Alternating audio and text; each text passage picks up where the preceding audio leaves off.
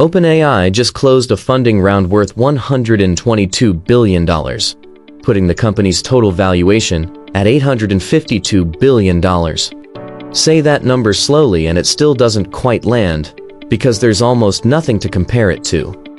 That figure puts a 5-year-old company, one that didn't even have a consumer product until a few years ago, in the same conversation as some of the most valuable companies that have ever existed, built over decades by comparison. And the list of who's actually writing the checks to get there is arguably more revealing than the number itself. Start with who's in this round, because it tells you exactly how seriously the biggest players in technology are taking this bet. Amazon put in $50 billion, Nvidia put in $30 billion, SoftBank put in another $30 billion. These aren't speculative venture firms throwing money at a trendy startup hoping for a lottery ticket outcome. These are some of the largest, most cautious, most analytically rigorous companies on the planet, each one deciding independently that a stake in OpenAI is worth tens of billions of dollars of their own capital. When Amazon and Nvidia are both writing checks this size into the same company, that's not hype. That's calculated positioning from companies that generally don't make bets this large, without extensive internal modeling on where the returns are coming from. Here's the number that actually explains why they're willing to write those checks. OpenAI reported $2.6 billion in monthly revenue, and roughly 900 million weekly active users on its consumer product alone. Sit with that user number for a second, because 900 million people using a single product on a weekly basis puts it in the same rough territory as some of the largest social platforms in existence. Platforms that took the better part of a decade or more to reach that kind of scale. OpenAI's flagship product reached comparable numbers in a fraction of that time, which is the actual underlying story behind the valuation. Investors aren't pricing in what OpenAI might become. They're pricing in a growth curve that's already outpacing almost every consumer technology company that came before it. There's also a detail buried in the reporting around this round that matters more than it might initially seem. The company has signaled it may pursue an initial public offering later this year. That's a significant shift in tone, because private companies at this scale typically stay private as long as possible, since going public brings quarterly earnings pressure, public disclosure requirements, and a level of shareholder scrutiny that private funding rounds simply don't carry. A move toward a public listing suggests the company, or at least its current investors, believe the growth story is strong enough to withstand that kind of scrutiny, and possibly that an IPO is the more efficient path to raising the kind of capital this business apparently needs going forward. And that capital need is genuinely enormous, which is the part of this story that doesn't always make it into the headline number. Running the infrastructure behind a product used by hundreds of millions of people weekly requires an amount of computing power that's difficult to overstate.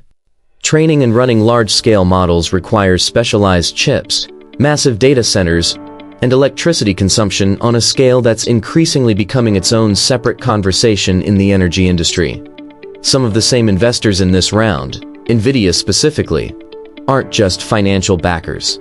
Nvidia's chips are the literal hardware powering a huge share of this infrastructure, which means their $30 billion investment isn't purely financial speculation.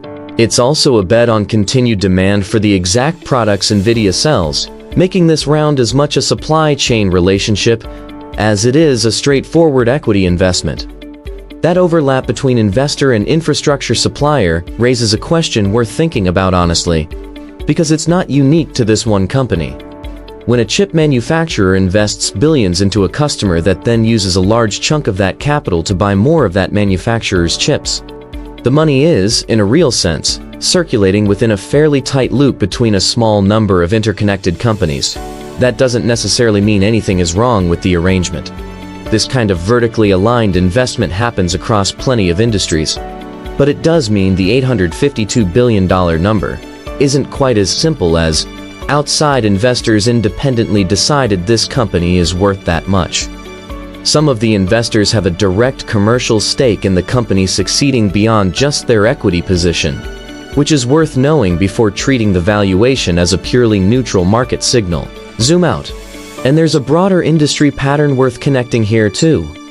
The The same surge in demand driving this valuation is having ripple effects well outside the company itself.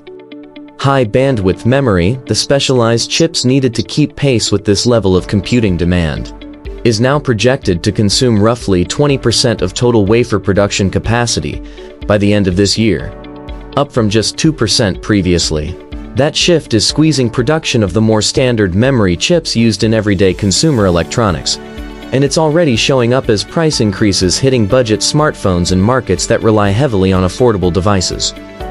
In other words, the demand fueling an $852 billion valuation for one company is measurably reshaping global chip manufacturing priorities, with consequences reaching consumers who've never used the product at the center of this entire story, and have no idea their phone got more expensive partly because of it.